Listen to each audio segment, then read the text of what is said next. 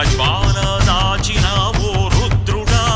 అగ్నిశిఖలను గుండెలోన అణచిన ఓ సూర్యుడా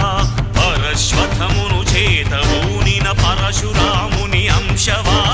హింసగణ జగ ధ్వంస రచనను చేసిన